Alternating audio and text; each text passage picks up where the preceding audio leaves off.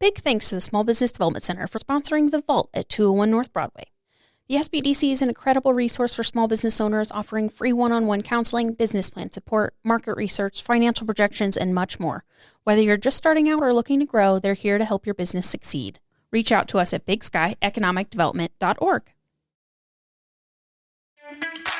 Gave him my spiel about, all the things that they'd want to hear. And he looked back at me and was like, we've been working with other restoration companies for 10 plus years. Why should we choose you? And I just kind of got this blank look on my face like, oh crap.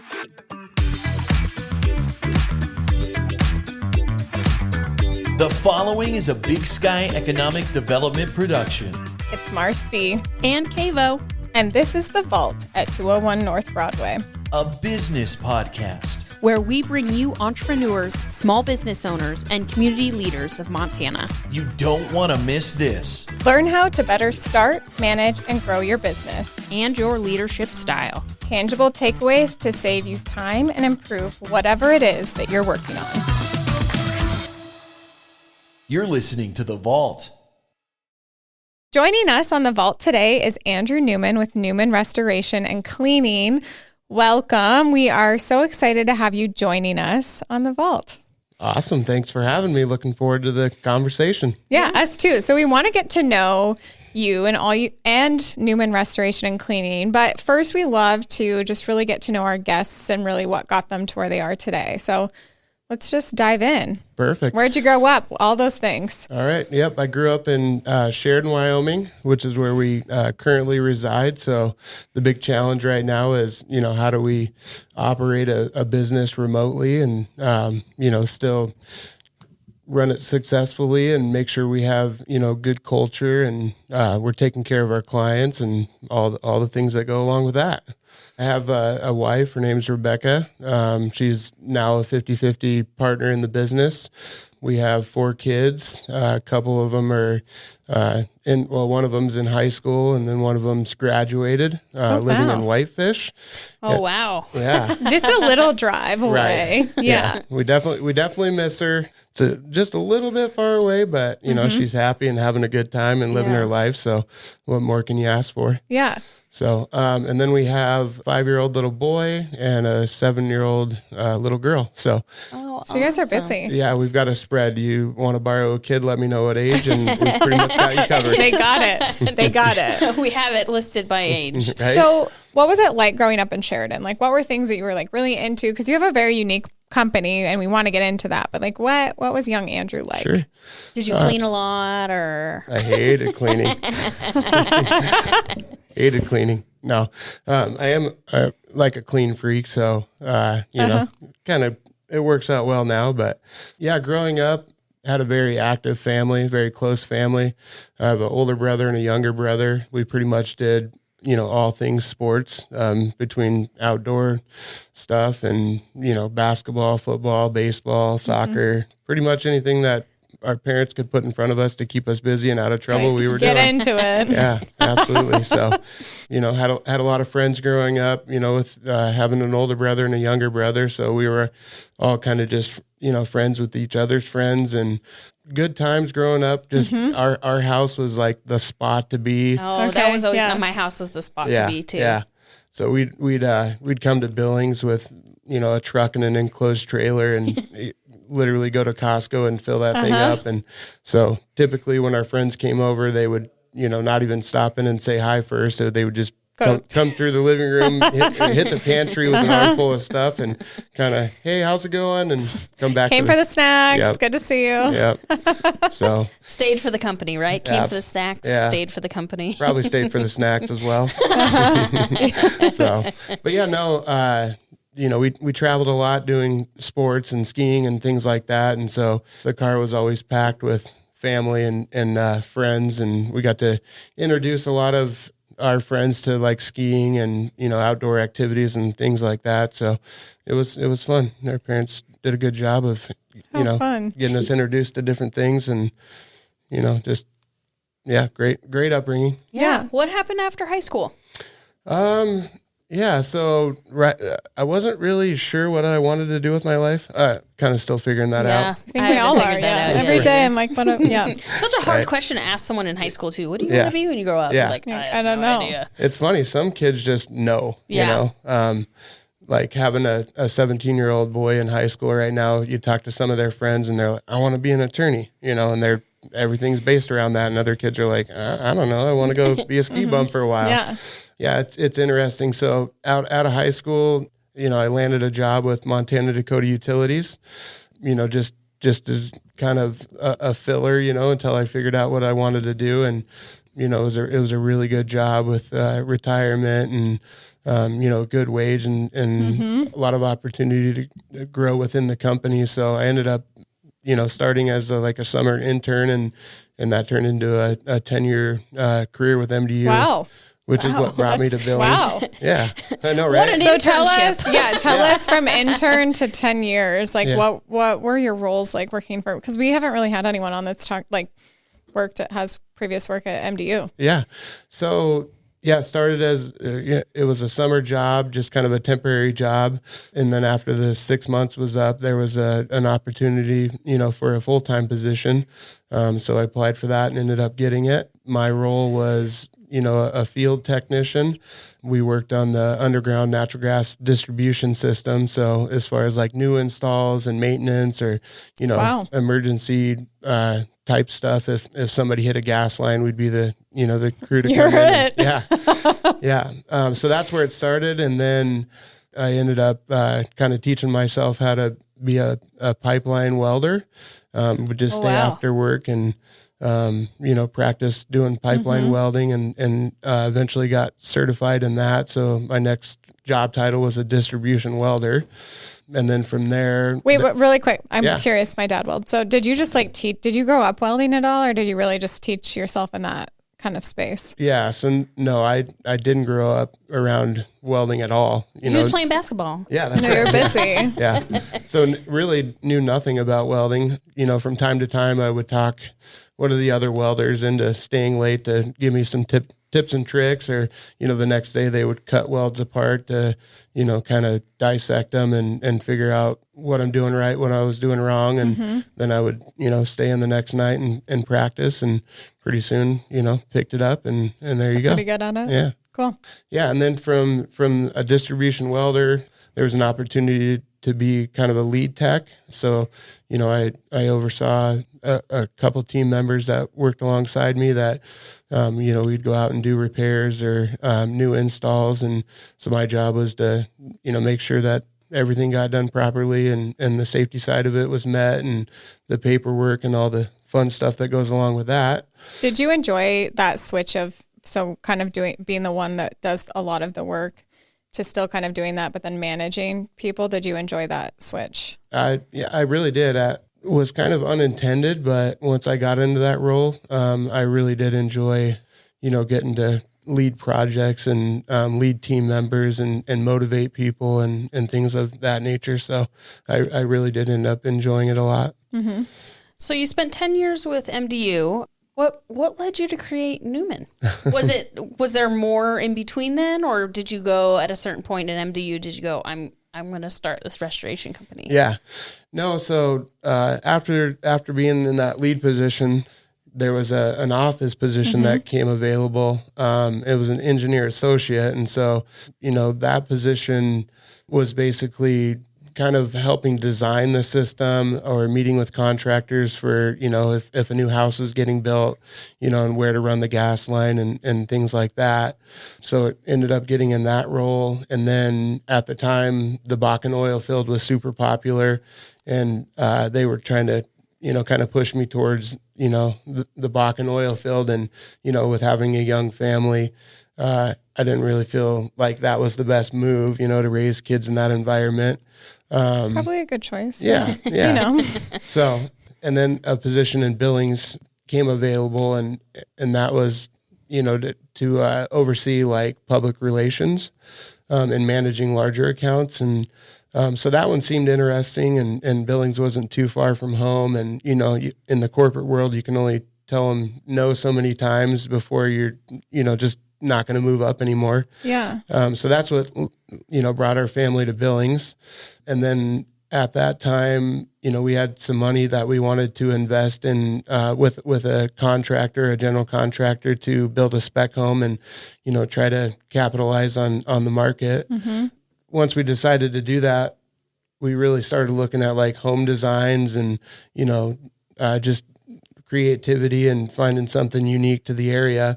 That ended up scaring the contractor that we were going to partner with. He was more of a traditional builder. Mm-hmm. So we pumped the brakes on moving forward and kind of did a regroup. And I just decided one day I was going to, build the house on my own and do something creative and take a risk. And so we did that. And then that contractor actually became a really good friend and mentored me through, some of the like budgeting process and, city planning and permitting and building codes and that kind of stuff. So tell us some of those creative aspects that scared him off a little. I'm intrigued. Yeah. So, him being more of a traditional home builder, we were looking at more like modern designs and, fun, innovative, features inside the home that would just make it stand out. And that was something that we, typically didn't see in the area, so it really just kind of like sparked a passion and it took off from there. So, I was building that house, working full time for MDU, had a young family, some people came and walked through the house that we were building, and then they wanted us to design and build a house for them. And then we got another spec house going. So at one point it was like, this thing's taking off. Got a couple irons in the fire. It's cool, but really need to decide, are we going to chase the corporate dream or, pursue being a small business owner? Anyway, so I decided, I was going to take the leap and go out and build houses. And at that point, my wife and my parents, when I started having those conversations, they're like, what happens to or what happens if the housing market crashes and, things slow down and you left a good career with MDU, what are you going to do then? And so I had the idea of, well, I'm going to start Newman Restoration. People always have floods and fires and mold issues and things like that. Kind of did that just to appease everybody, Like, here's my plan B. Yeah. So what, out of all the things, I'm just curious. So like, there's a lot of things that people need, right? Like certain services that they're like constant in need of. What for you, what was the call or the trigger moment of like, restoration? Yeah. There's like flooding happening or Sure. all of those things. Yeah. So my parents actually owned a disaster restoration company in Sheridan, Wyoming. So Cool. I grew up around the industry. It provided a great living. Work was always there, and so that's what kind of piqued my interest. And then I did resign from MDU with the passion of really, I want to be a home builder. And then, this restoration gig would be kind of a side gig to be able to fall back on. And then after about a year and a half to 2 years of building houses and growing the restoration business at the same time, it was, again, very apparent that you can't do all things. Oh, yeah. I was marketing for 2 businesses. I was doing, the actual field work of 2 businesses, trying to do bookkeeping. And, it was a mess. Yeah. It was a mess. Plus there's a family, plus there's there's just a lot going on. So, pretty quick we realized where our passion was, or where my passion was, where we were making money, which was in the disaster restoration business. And I made the choice of, not building homes anymore and just really pursuing the disaster restoration company and growing that up. And here we are 8 years later. So tell us, what does that look like to grow that? I mean, and in the early phases of it, was it just like you, team of one? Yeah. Absolutely. Like for someone that's not as familiar with restoration work, we want all the details. Yeah. Definitely a team of one, to get things started. Made a big investment on a van with an extraction truck mount, and it was about $100,000 of an investment. So, kind of drained the bank account on that, and then had a loan, and then it was time to figure out jobs. So I remember the first day after I resigned with MDU, I had this whole plan of stopping by insurance insurance agent companies and, kind of introducing myself. And, I would come through the front door and, talk to the office manager, the secretary, and couldn't really get a meeting with an actual agent, the decision maker. And Oh yeah. Yeah. There's those placeholder people that very much are blockers. Right. Absolutely. Yeah. They're there for a reason. Gatekeepers. Yeah, gatekeepers. That's better than blockers. Yeah. Goalies. Well, something like that. So after pretty much the end of that day one, I finally was able to catch an agent that would talk to me. And so I sat across the table and, gave him my spiel about, how we were going to provide a quality service and we'd have super quick response times and, all the things that they'd want to hear. And he looked back at me and was like, well, that's all great. Sounds perfect. What makes you stand out? We've been working with other restoration companies for 10 plus years that are doing that exact same thing, like, why should we choose you? And I just kind of got this like blank look on my face, like, oh crap, I got to go back to the drawing board a little. Yeah. Yeah. So I go sit in my truck and of course, it's time to go home and I've got to have some good news to take my wife. She's freaking out and panicking, anyways. And so I'm sitting in there like, oh man, what do I do? And then I learned pretty quick, it's like, just get my name on your list. I just need one job. If I'm the second guy or the third guy, like, and your go-to companies are booked up, like just give us a call, give us that one opportunity. And so eventually we got an opportunity and, did the best we could with it. And, then we started getting some more phone calls and, then the word started to spread a little bit. And then that's how things got kind of kicked off. So I've known you for a long time now. Yeah. We actually, and why I'm bringing this up is we've networked for a very long time together, and Marcel too. But you were really great about that, is getting out, and you were just genuine with making connections and relationships. And it wasn't just, here, give people my number. You were like, hi, I'm Andrew. Like, let me tell you about me, and I want to hear about you. And you actually genuinely cared about what was going on in people's lives. And I think that's why you're so successful, is because you built relationships with a give first mentality. Yeah, no, absolutely. I think unintentionally that was, probably just like a natural characteristic of who I am, is, just outgoing, friendly, was always able to make, friends and make friends with my brother's friends and things like that. And just, I guess I didn't really realize it growing up, but, that relationship piece of it was so important. So kind of natural, to get started. And, to this day, 8 years later, I've realized like that's literally what business is all about, is building and maintaining those relationships. I mean, you can do everything marketing from, social media to, digital campaigns, you name it, networking events, but really, building those relationships, and then after you get the relationship, you've got to execute. You got to provide that good service and follow through with everything that you say you're going to do. And those are a couple major pieces of the puzzle, and you follow through with those. Like, I don't want to say it's easy, but easier than, one anticipates. Mm-hmm. When they call, you answer and you Absolutely. go, Yeah. 24/7. Yeah. Which it is a 24/7 business. So I want to hear more too. So you've been at this for 8 years. What has that growth been like for you over from starting, introducing yourself to insurance agents, or their other staff, to now where you are? Yeah, it's been a rodeo. It's been a ride for sure. Have you stayed on the 7 seconds? Yeah, true. And It's 8 now. Yeah. And then some, yeah.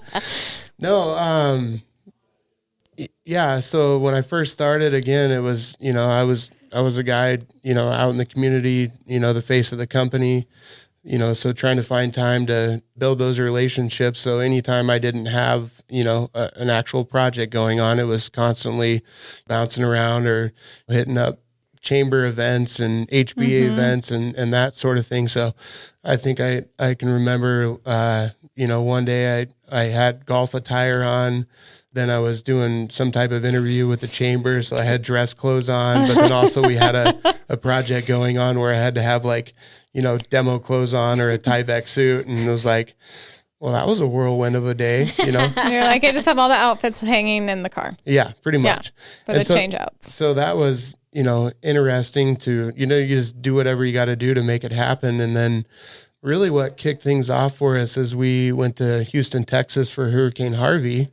Oh, wow. Yeah, so we took, you know, at that point I had no employees, no full-time employees, you know, so we built a team. I think we took about 14, you know, people down there with us, kids right out of high school that really have never even left the state of Montana, to, you know, contacts or friends that I knew in Sheridan, to, you know, some people that I knew in Billings that were willing to go down there to take that risk. And, you know, the goal was to really see what a natural disaster looks like, gain experience in the industry, you know, that sink or swim mentality as far as showing up to, you know, a city where you know no one and you don't even know where to get started, to, you know, landing that first job and then doing a good job with it to, you know, get some referrals and kind of keep that going. So we were there for almost 2 months. Wow. And, yeah. So stopped by Denver on the way there and took on a little bit more debt and bought a bunch more of equipment. And anyways, got down to Houston and, you know, had the guys start kind of doing inventory on the new equipment. And I just wanted to kind of get a lay of the land. So started driving around, trying to figure out where to start. And you know, it's like driving around, I was like, well, this doesn't really look like a natural disaster. It just kind of looks normal. And then I turned a corner and just pulled my truck over and like instantly kind of started crying. Like I could just see debris piles outside of people's homes that were, you know, as high as the peak of their roof, you know, furniture and building materials and, you know, both sides of the street, and just, you know, complete disaster. It was like, I found it. I got it. I found it. So what led you to go do that? Was it like a FEMA connection, or were you just like, they need some help and we're going to go? It definitely was not well thought out. Okay. Yeah, just a wild hair, like woke up and was like, we're going to go do this, you know? And again, it was about like learning and, just trying to figure out what it would take to, you know, it was like, if we can go down there and get jobs and do this and do it well, you know, we should be able to build a business right here in our home court. My wife was 8 months pregnant at the time. Oh, wow.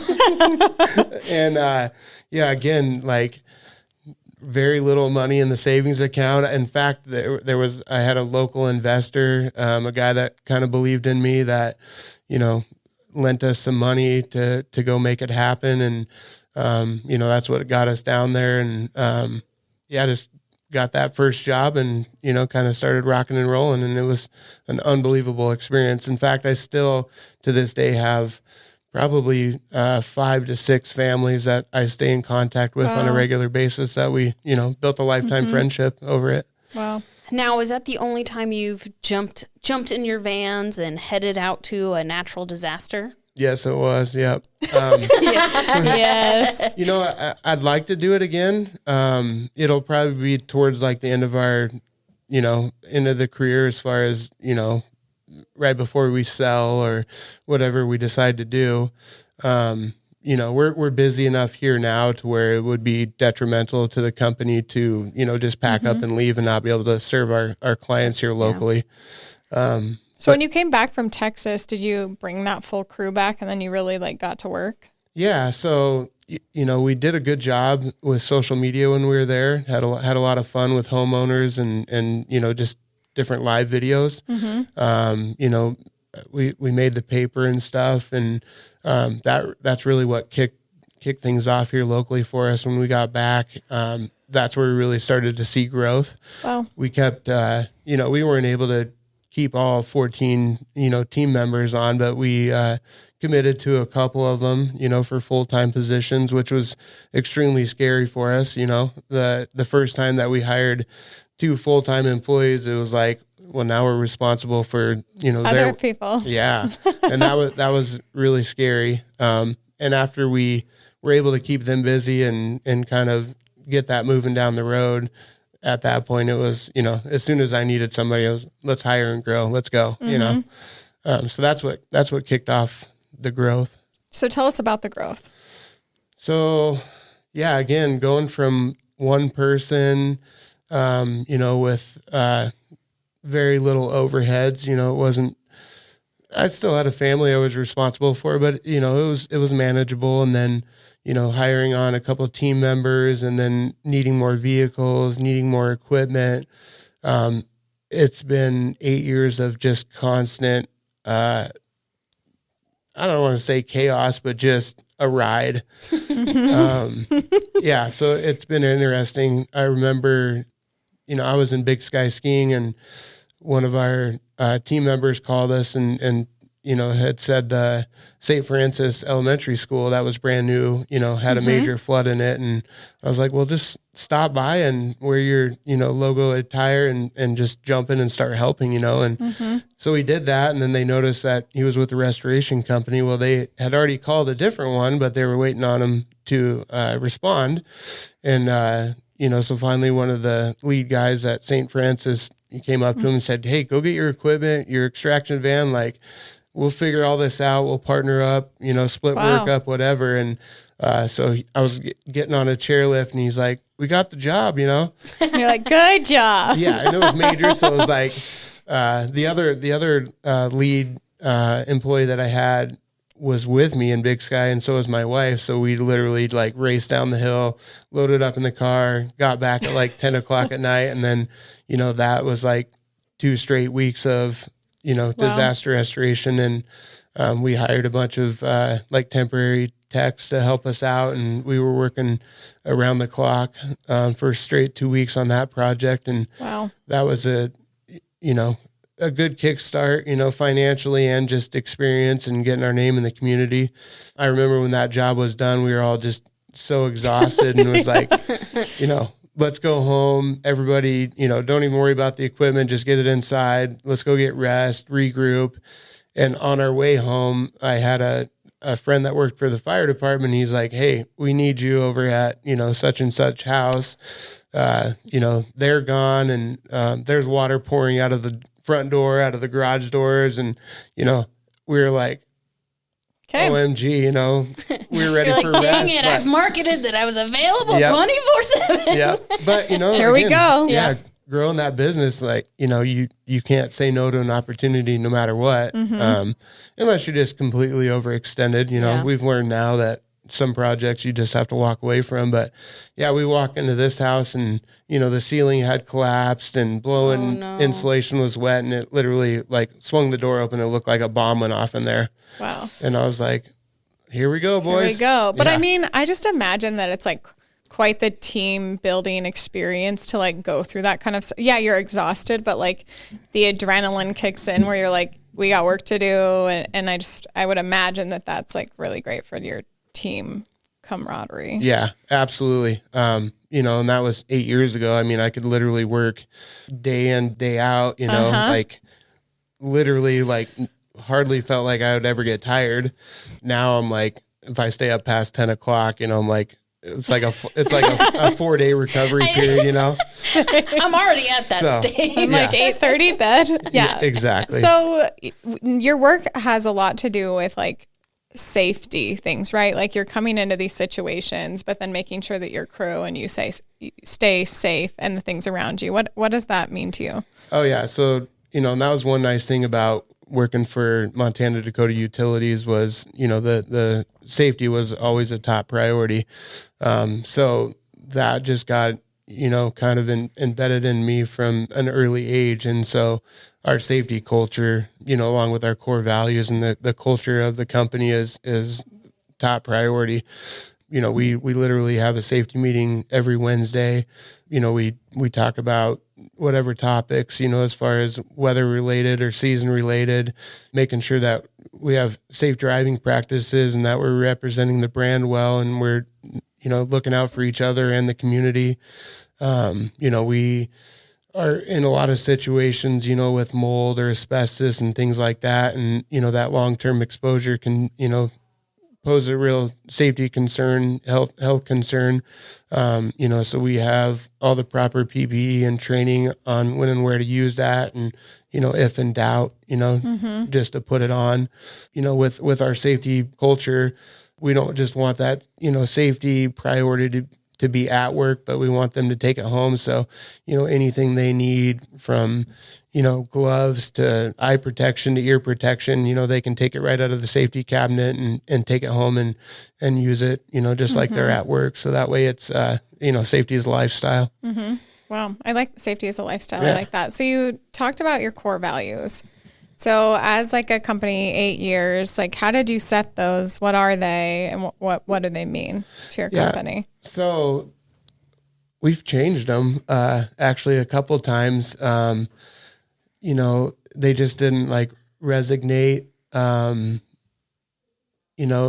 It just was this constant, like, we have core values because that's what you do. Like your company, you need core values, but it wasn't until about a year ago where we started working with a Pinnacle business guide. And it really forced us to, we built out a leadership team, and it forced us to really, take a look at the culture of the company, and kind of recreate those core values. So it took us probably 8 years to really identify those and to feel good about them. And, it was fun to get the entire team, or not the entire team, but the leadership team to be involved in that. Mm-hmm. And most of them had been with the company for, a few years. So they really understood, what we were about. And, so going back and forth was pretty fun to get those all dialed in. So, So how are you guys structured? So you mentioned leadership team. How is Newman Restoration structured now? Yeah. So, 4 years ago, we added Big Sky, that location to our business. So everything in, like we consider Billings to be the headquarters. And so all administrative support is here in Billings, for our team at a Big Sky, scheduling, invoicing, estimating, all that kind of stuff. And so, right now we, on our leadership team is our production manager, our office manager, myself, acting as the, the CEO or the visionary, and then my wife, and she's kind of our utility player, kind of, whatever needs done. She works with our accountants and tax accountants and does a lot of social media stuff. So that's our leadership team. We meet as a leadership team once a week. We use a platform called 90IO. It's really neat. So, it keeps track of what we call our rocks, individual goals, our company goals, quarterly. It has our 3 and 5 year written plan. It has, our scoreboards as far as each division goes. Wow. It's really That's fun. cool. It's kind of like agendas. it's everything is in it. Yeah. Yeah. So, if somebody, if there's a topic that needs to be discussed, you can just, jump on your phone and throw the topic on there. And then we just prioritize those topics, in the leadership meeting, and you can create action items, and a lot of accountability that goes along with it. That's really cool. So we've been talking about how you've structured now after being in business for so many years. What are some of the biggest lessons that you learned throughout growing? I've lost a lot of money. So you only want to do that so much. But no, it's funny. I thought I knew something about, business, and I thought it was super easy, or it was going to be super easy. Made a lot of costly mistakes. But I would say, from where we started to where we are now, I really had no idea what it would take, to grow a business, or all the things that go along with it, being properly insured and payroll. You name it. It's been a lesson along the way.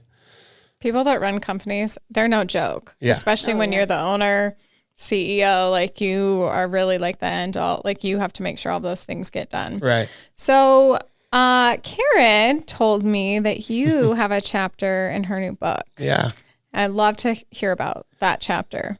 Yeah. So it was, one of those things, like, I got asked to be a part of it, and it was like super exciting, but, nervous at the same time. And, kind of, I don't want to say procrastinated, but it was like, God, what do I write about, to make this impactful and fun and all the things like, personal. And I just kept thinking about it and like nothing was coming to me. And then I was in Whitefish actually with the family visiting my daughter, and I was up against a deadline, so I just like got up early and, watched the sunrise and just really started thinking about like, what helps me, be successful and kind of win the day or win the week. And that's, my morning routine, waking up early, having structure, having a plan, going through the routine, kind of self-care,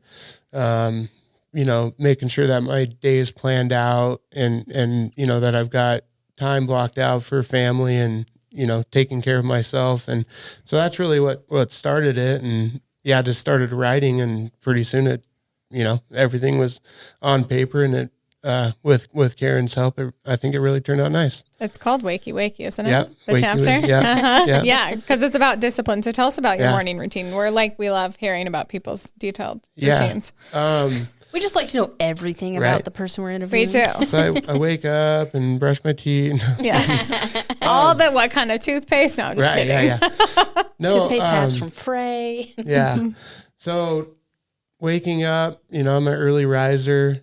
We live in Sheridan, so we built a new house down there about a year ago. We put a dry sauna in the house. Love that for you. Yeah. So infrared sauna, and then I have a cold plunge. And we've got in the garage, we've got kind of a home gym. So typically it's starting out in the sauna and doing some journaling.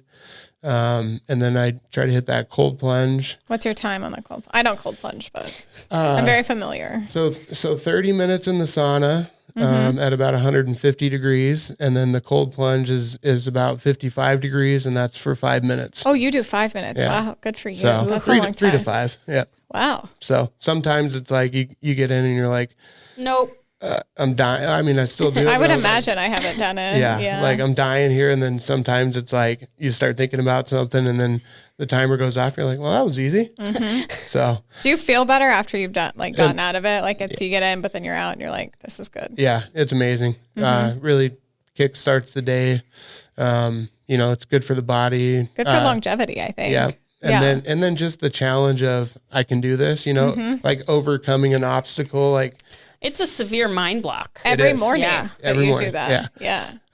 Not the greatest about it every morning, but definitely, try to make it part of the routine. So we all have our moments where it's like 2 weeks that went by and it's like, I really need to get back to my routine because that's where, starts the success for the day. And, setting myself up in the morning like that, just, my whole day just goes by smoother. There's a plan in place instead of the phone rings and then I'm working on something and then, I get sidetracked and I'm here and I'm there and it's like, what did I accomplish today? But, and then we have a wood burning stove. So in the wintertime, I like to lay out a yoga mat in front of that stove and, do stretching for 15 minutes or whatever. And then, from that point, it's time to wake up the kids. And my wife and I cook hot breakfast every morning for them. So we all eat a nice little meal and try to spend some time together before we all go our own directions. So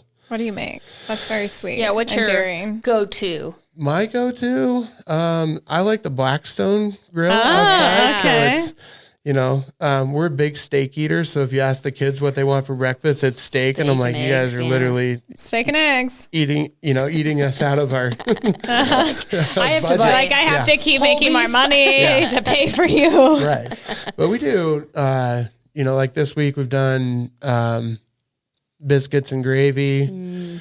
We did avocado toast with eggs. Love avocado toast. Me too. And then, we have, my mother-in-law helps us out a lot, just kind of with meal preps, things like that. So we always have like green pancakes in the freezer that are full of protein and things like that. So if we're running a little short on time, we always have like homemade waffles or something like that. But yeah, try to give them a good nutritious breakfast with some protein. Yeah, no, that sounds delicious. I'm starving. You got to get your protein. Yeah, absolutely. Oh gosh. So we also have heard that you're a reader and like to read. So tell us some books or articles, whatever that you've read lately that have really stood out to you. Well, the book that I just finished was Who Not How.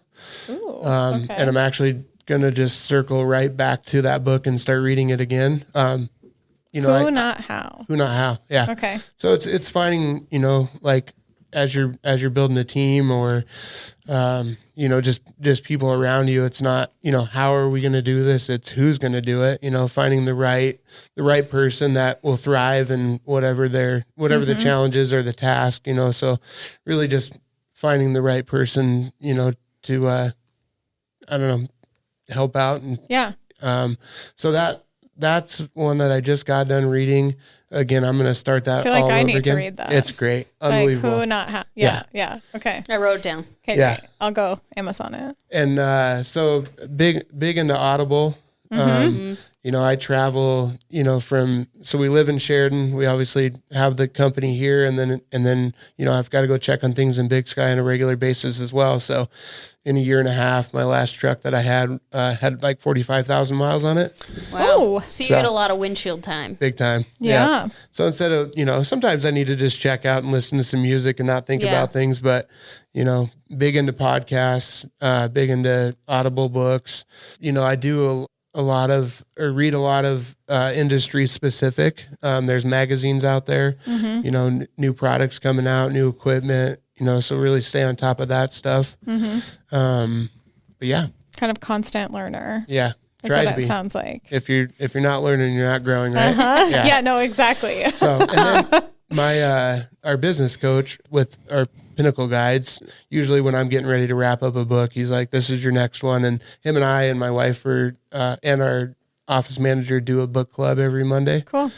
So we just kind of recap where we're at in the book, and then that kind of spirals into, whatever conversation, and kind of fun to talk about, leadership and growing. And what book are you guys reading? So literally just got done with the Who Not How. That's the book club book. Got it. Yeah. Cool. So we just completed that a couple days ago. He texted the new one, and I don't remember what the name is. Yeah. Because you're like, I'm doing this one again. Yeah. Like this one, then that one. Yeah. No, I really like that. So you've been doing really well as a business owner. What advice would you give to somebody looking to start a small business? Yeah. So kind of funny that you asked that. Through Big Sky EDA, I was just partnered up with a gentleman that I'm mentoring right now, and he's doing a janitorial startup. Cool. So we're just working through, beginning phases of all the things I wish I knew, getting started, or had listened to. And so him and I are meeting on a weekly basis and kind of have action items on his end. And then he has to follow up with me and kind of give me a status update. There's a new program through Rock 31. I don't remember what the name of it is, but Keith is leading that. So, I told this gentleman's name is Rich, you go through that program and you're meeting, all the action items that I'm giving you, like I'll pay the first 6 months of your that's super generous of you. Rock 31 membership, just to, that way you can be a part of that program and Wow. Startups, money's tight, and it's just, so important. Like we need new businesses. It makes the community better. It makes, whatever industry, that business is in, it makes that better with innovative ideas and more competition. It just, drives everyone to be better. So it just kind of feel like you got to give back a little bit, and keep things going. Which I think is a really cool and inspiring mentality to have, just what you said. And I think giving back to people, and that's a lot of time out of your day too. I mean, like you're paying for that, but then it's a lot of time out of your day to meet with someone every week and give them kind of some action items to work through. So I just think that that's amazing to give back and see that. Yeah. Yeah. It's fun. It's, as you're working through like the beginning phases of, marketing or, business structure, it's like you look, from where we started to where we are now, it's like, we have written processes down and we have core values. We have things that we're working on, as far as goals, but it's like where we've gotten, in the 8 years, it's like, it's kind of fun too, to look back and be like, man, we did all that, We did all of that. Yeah. Yeah. Which congratulations. Thank That's you. huge. Yeah. And it's been so fun to have you on our podcast and to hear your story. We like to end each episode with a few rapid fire questions. All right. But before they're rapid-ish. Kayla and I rapid-ish. joke. We're like rapid-ish. But before we do that, we'll hear a quick message from a sponsor. Thank you to Big Sky Economic Development for supporting The Vault at 201 North Broadway. Big Sky Economic Development is the community's economic development organization. BSED's mission is to sustain and grow our region's vibrant economy and outstanding quality of life by providing leadership and resources for business creation, expansion, retention, new business recruitment, workforce development, and community development. Learn more and connect with BSED at bigskyeconomicdevelopment.org. All right. So welcome back. Are you ready to answer some rapid fire questions? Rapid fire. Perfect. What is your go-to coffee order? Ooh, seasonal, and I'm not a big pumpkin spice latte fan, but I will dabble in that a little bit. But Okay. yeah, definitely a vanilla latte with oat milk. Even though I get in trouble for adding the oat milk because it's technically not good for you. So That's usually what I my get, wife's too. listening to this, I don't get oat milk in my latte. Yeah, it's almond. Almond. That's it. Exactly. Latte with milk. Okay, so my question is, what are some non-negotiables in work and life for you? Safety for sure in work. I don't care if we're up against a deadline or if it makes it easier, but again, safety is our lifestyle. I love that a lot. You guys should get that on a shirt Yeah, if you Safety don't. is a lifestyle. Or a sticker. it's on our wall. Yeah. So I was going to write that down, but I had already typed it up. there you go. Personal, definitely like family time, making sure the kids, I try to spend, and it doesn't seem like much, but when you're busy, I try to spend at least 15 minutes, like one-on-one with no distractions or phone with each kid, whether it be coloring or tossing the football, something like that. And then, dates are super important to me too. I'm a romantic. So, if you ask my wife, like I love definitely it. lead Yeah. the romance. I thrive for spending that quality time. Yeah. So I bet she appreciates it. yeah. And a clean house, non-negotiable. Yeah. Oh, I love it. I'm like, love that. Love that so much. You mentioned that you like to listen to podcasts. Do you have any recommendations for some podcasts? Big into Joe Rogan. That's a good question. So typically what I do is literally just go to the podcast and, what I listen to a lot of like real estate Oh, okay. podcasts.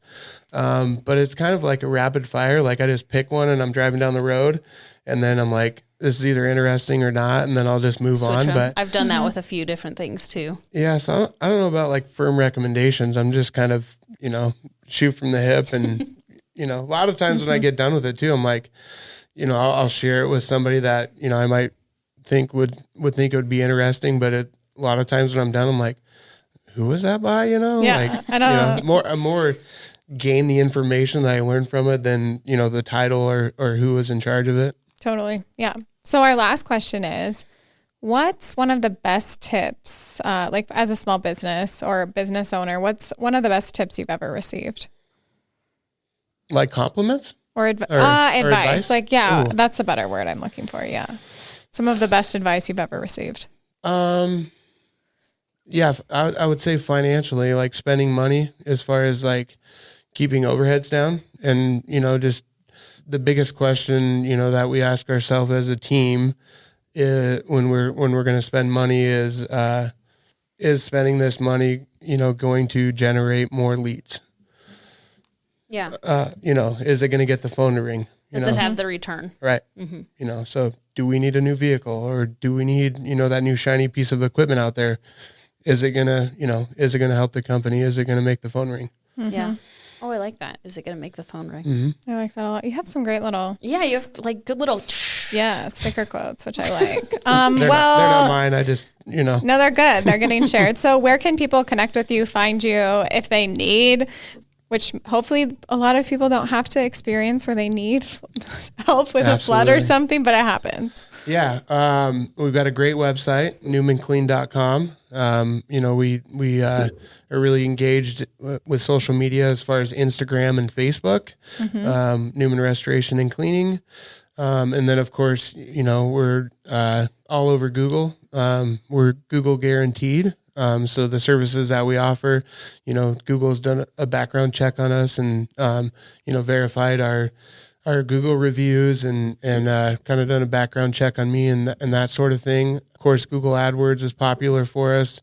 But yeah, most of the time, like what we focus on is brand awareness, so people recognize the brand and then, if they do need us, they pick up the phone and hit that Google search and they're like, oh, yep, that's the company we always see on social media or out in the community, or wherever. But yeah, cool. 24/7, we don't send our calls to a call center, to where somebody else is answering the phone and then sending the message on to us. When our phone rings nights and weekends, it rings 3 different phones, mine being one of them, the on-call phone, and then whoever the manager is, that's on call. So right when you get us on the phone, you're talking to one of our team members and we can get quick answers and make a game plan. Cool. Well, thanks for joining us. Yeah. Thank you. Thank you. We hope you enjoyed this episode. Make sure you are subscribed to The Vault at 201 North Broadway, wherever you podcast, including YouTube. Connect with us on Facebook at The Vault at 201 North Broadway and Instagram at TheVault_201. Don't forget to visit us at thevault@201.com and subscribe to our newsletter. We will see you next time. Bye.